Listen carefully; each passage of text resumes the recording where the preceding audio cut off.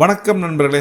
நாம இன்னைக்கு குருந்தாமலை கோயம்புத்தூர்லேருந்து சுமார் 36 கிலோமீட்டர் தூரத்தில் இருக்கக்கூடிய இந்த குருந்தமலை குழந்தை வேலாயுத சாமி கோவிலுக்கு நாம் வந்திருக்கோம். மலை மேல் அமைந்துள்ள முருகன் ஸ்தலம், பழமையான பக்தி ஸ்தலம். பக்தர்கள் இங்க முக்கியமான நாட்கள்ல காவடி, பாலபிஷேகம், மலையேறதுக்குன்னு வருவாங்க. குழந்தை வேலாயுத சாமி என்பது முருகப்பெருமானின் குழந்தை வடிவம்.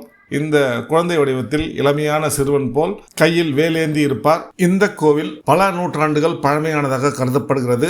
மலைப்பகுதிகளில் முருகன் கோவில் அமைப்பது தமிழகத்தின் ஒரு பழமையான மரபு. ஒரு காலத்தில் இந்த மலைப்பகுதியில் முனிவர்கள் பலர் தவம் செய்தனர். அப்போது இந்த இடத்தை சில தீய சக்திகள் தொந்தரவு செய்ததாக கூறப்படுகிறது. அப்போது முனிவர்கள் முருகனை நோக்கி பிரார்த்தித்த போது முருகன் குழந்தை வடிவத்தில் கையில் வேல் ஏந்தி இங்கு தோன்றி அவர்களை காப்பாற்றியதாக ஸ்தல புராணம் கூறுகிறது. கையில் வேல் என்பது அறிவை கொண்டு தீமையை அழிக்கும் சக்தியாக கருதப்படுகிறது.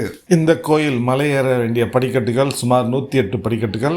5 முதல் 10 நிமிடங்களில் ஏறிவிடலாம். இந்த கோவிலில் சிவபெருமானுக்கு தனி சன்னதி உள்ளது. பார்வதி அம்பாளுக்கும் தனி சன்னதி உள்ளது. சிவபெருமானின் வாகனமாக இருக்கும் நந்தி சிவன் சன்னதியின் முன் இருக்கிறார். 9 கிரகங்களுக்கும் தனி சன்னதி உள்ளது.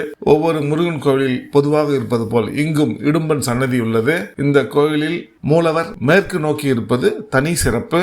இந்த கோவிலின் முக்கிய திருவிழாக்களான தைப்பூசம், வைகாசி விசாகம், ஸ்கந்த சஷ்டி போன்ற முக்கியமான திருவிழா நாட்களின் போது ஆயிரக்கணக்கான பக்தர்கள் சுவாமியை தரிசனம் செய்ய இங்கே ஒருங்கே கூடுவார்கள்.